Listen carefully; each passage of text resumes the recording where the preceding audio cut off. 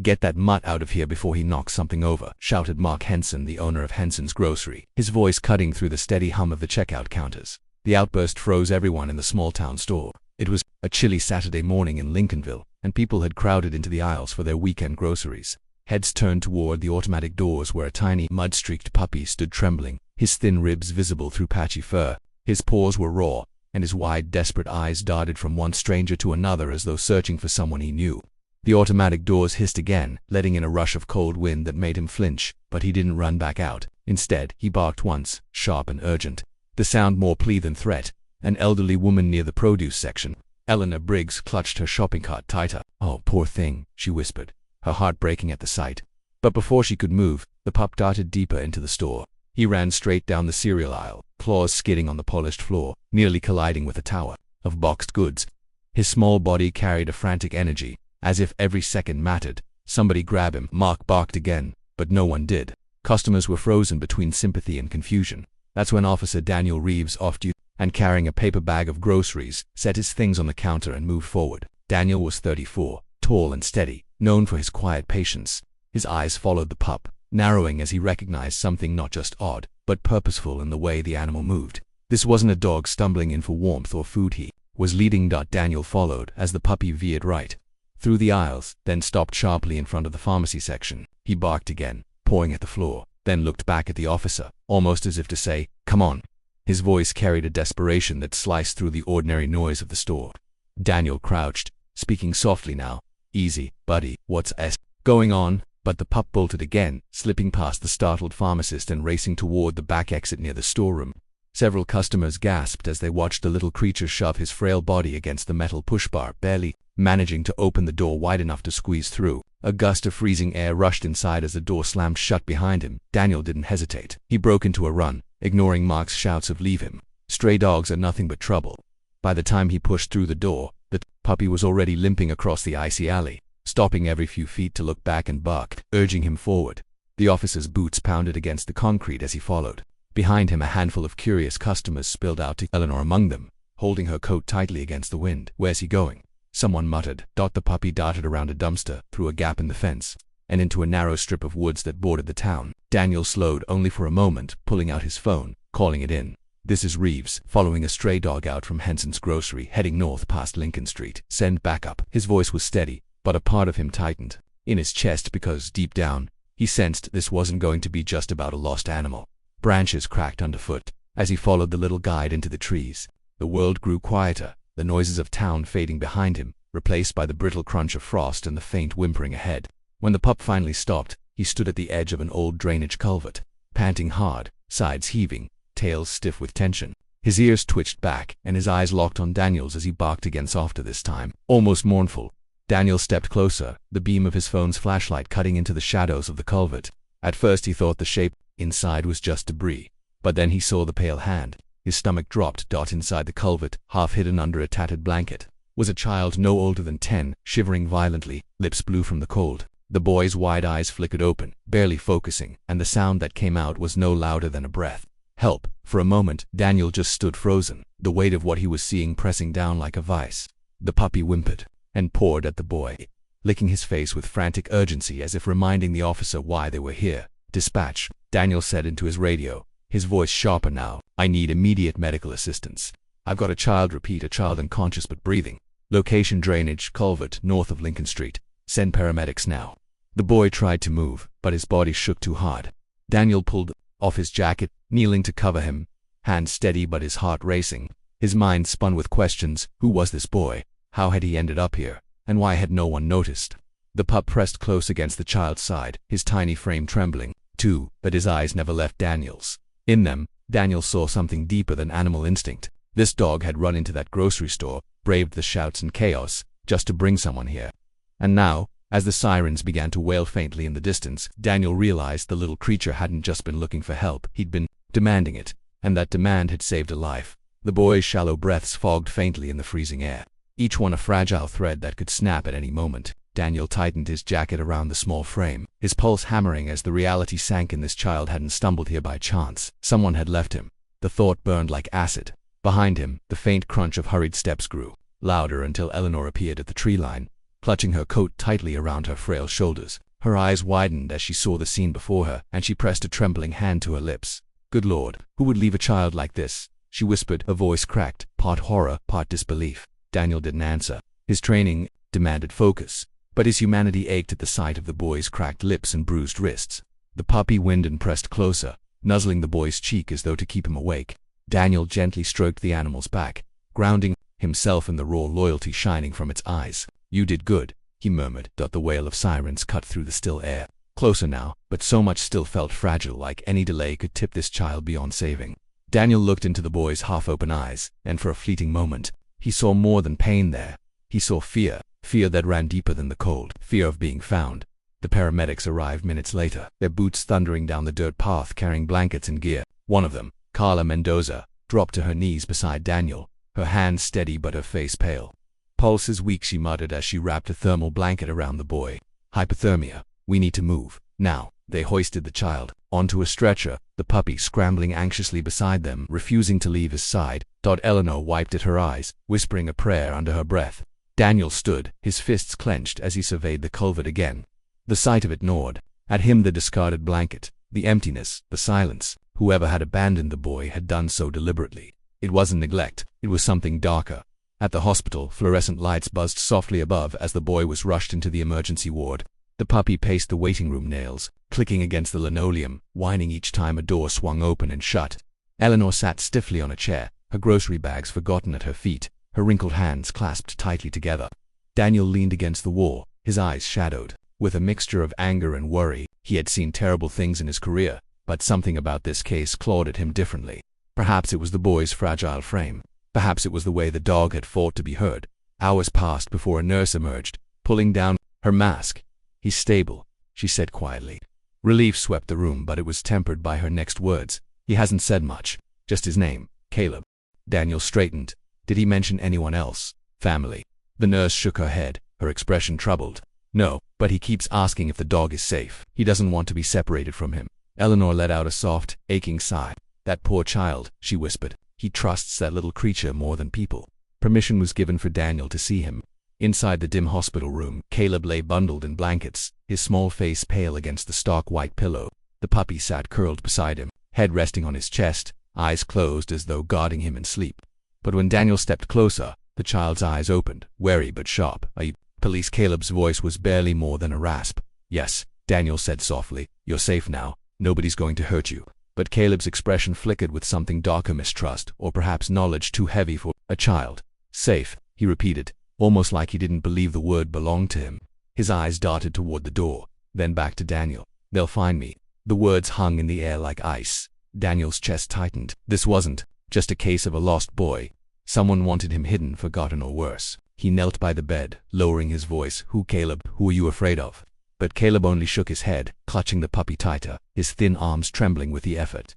His silence was louder than words. That night, while the boy slept with the puppy curled close, Daniel sat in the hallway with a notebook in hand, jotting details. The culvert, the blanket, the bruises, the words, "They'll find me." He could feel the weight of a truth pressing in, one that would cut deep into the quiet town of Lincolnville, and yet, in the middle of that heavy silence, the officer glanced through the small hospital window and saw Caleb's hand resting against the dog's fur. The only anchor he trusted in a world that had betrayed him. It was then Daniel understood the real key to unlocking this mystery might not be in the boy's words, but in the eyes of the stray puppy who had refused to give up until someone listened, and whatever secrets that dog had led them to, they were only just beginning to surface. The hospital room was quiet except for the steady beeping of the monitor and the soft hiss of oxygen. The boy lay curled beneath layers of blankets, his frail body still shaking despite the warmth. His face looked impossibly young, his skin pale against the white sheets. At his bedside sat Officer Daniel Reeves, his uniform jacket draped over the back of the chair, his eyes fixed on the boy as though willing him to wake fully. The puppy, newly cleaned but still small and fragile, slept at the foot of the bed, never straying more than a foot away from the child. Nurses had tried to move him, but the boy's weak whimper and the pup's stubborn bark had made it clear separating them was not an option. Eleanor Briggs had arrived earlier with a thermos of coffee for Daniel. She sat quietly in the corner, now, her hands clasped, watching the fragile scene. The questions hung in the air unanswered. Who was this child, and why had no one noticed him missing? It was a doctor, Dr. Patel, who finally broke the silence. "He's suffering from severe hypothermia and malnutrition. But what troubles me more are the marks on his arms. They're not recent. They suggest long-term neglect. The words landed heavy, and Daniel's jaw tightened as he glanced again at the boy. The boy stirred then, his lips moving soundlessly. Daniel leaned closer, catching only fragments. Ethan, Ethan. The name escaped like a whisper of smoke, fragile and uncertain. Daniel's heart clenched whether it was his name or someone else's. It was a thread. The first clue, he spoke gently. Is that your name, Ethan? But the boy's eyelids fluttered closed again, exhaustion dragging him back under. It was nearly midnight when the twist came, one Daniel hadn't expected. A call buzzed through the station line, patched straight to him.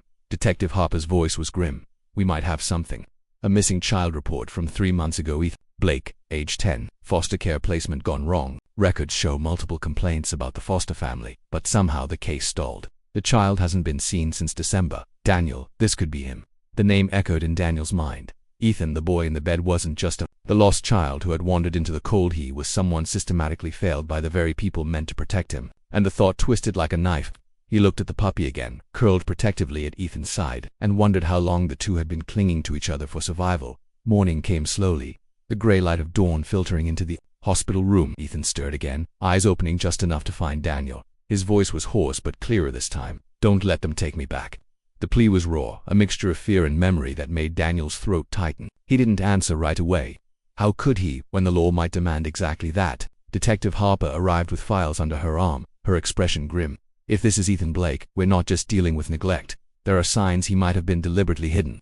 Someone wanted him off the grid. She laid the folder on the table, photographs and reports spilling out. Eleanor leaned forward, hand over her mouth as she scanned them.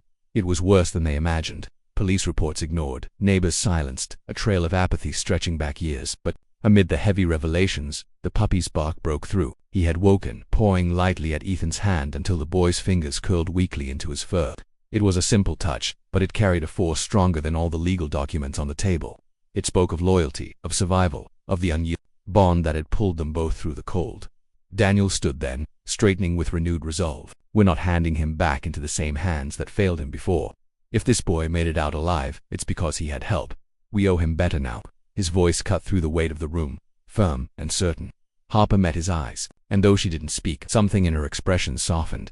The story was no longer about a stray puppy disrupting a grocery store. It had become something darker, deeper. A child lost in plain sight, hidden by the cracks of a broken system, rescued only because a dog refused to give up. Daniel knew the real fight was only beginning.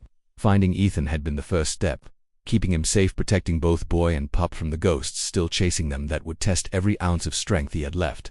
And outside, the sun finally broke through the clouds, spilling light across the frost-bitten town as though the world itself was listening, waiting to see what would come next.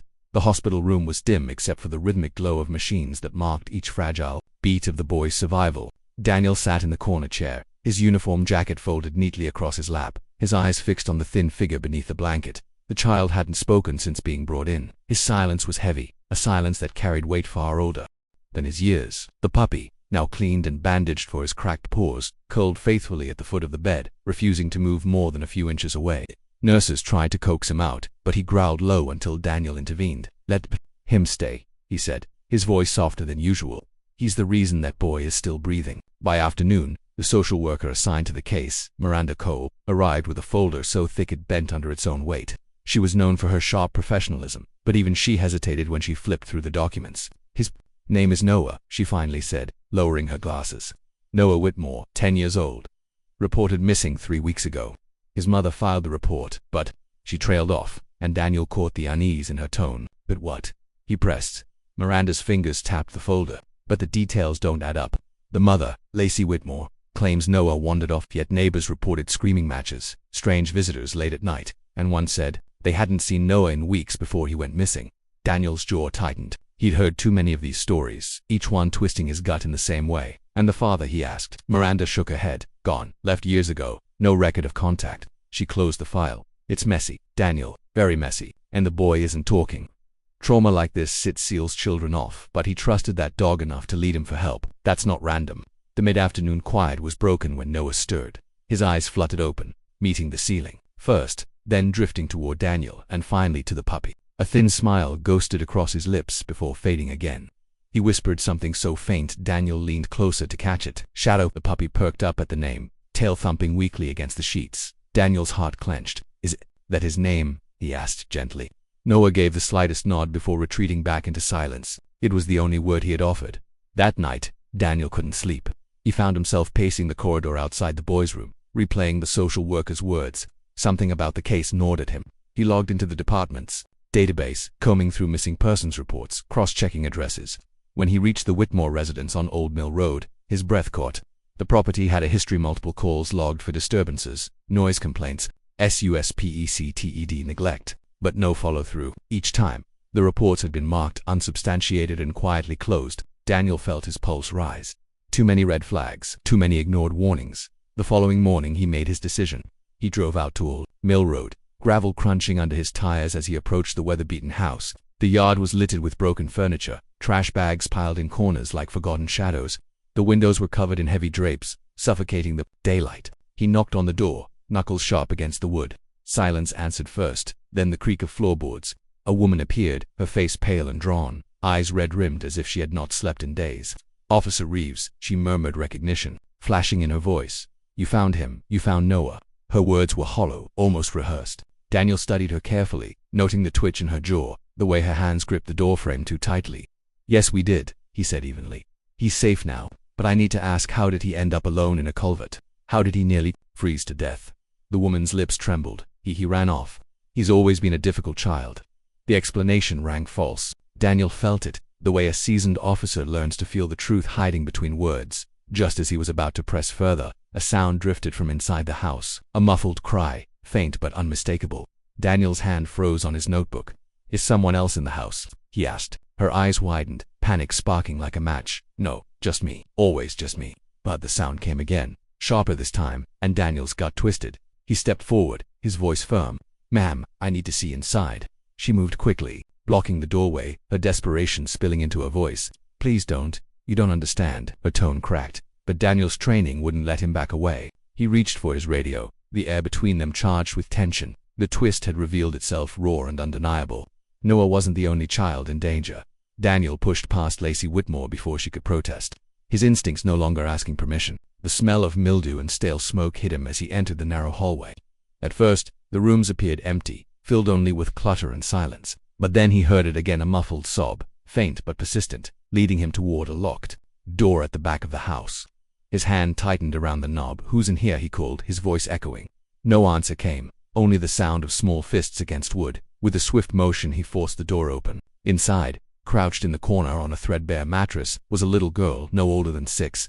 Her cheeks were streaked with dirt and tears, her hair matted, her eyes wide with the kind of fear children should never know.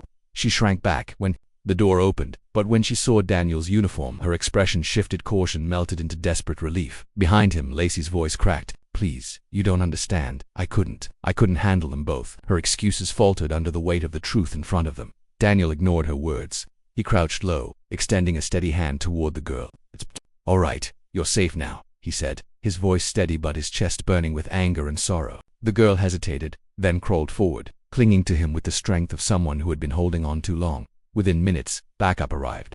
The house filled with the sounds of radios, hurried footsteps, and Miranda's sharp instructions. As she swept in with protective custody papers, Lacey sat slumped against the wall, face buried in her hands, while Daniel carried the child outside into the cold morning air. For the first time, sunlight touched her face, and she blinked against it, whispering a single word that caught him off guard. Noah. At the hospital later that evening, the siblings were reunited. Noah, still weak but awake, reached for his sister with trembling hands. Their embrace was silent, yet it spoke louder than anything Daniel had heard in years of service. The puppy shot onto the bed, curling against both of them as though stitching the fractured pieces of their lives together. Nurses paused to watch, their eyes misting. The room charged with a quiet reverence that needed no words. Daniel stood at the doorway, his chest heavy yet strangely lighter. The cruelty he had uncovered weighed on him, but the sight of those two children clinging to each other with such stubborn resilience left a mark deeper than the darkness he'd witnessed. He knew the road ahead would not be easy. Healing never was, but they had each other. They had Shadow. And most importantly, they had been found. As Daniel left the hospital, the night air was sharp but clear. The stars stretched wide above the town. He paused, listening to the faint hum of life continuing around him, then glanced back once more through the window where the siblings lay together. Some rescues weren't about heroism or strength. They were about listening when no one else did, following the bark that others dismissed, and refusing to look away when the truth demanded to be seen. And in that moment, Daniel understood the quiet power of one small, stray puppy who had led them not just to heartbreak, but to hope.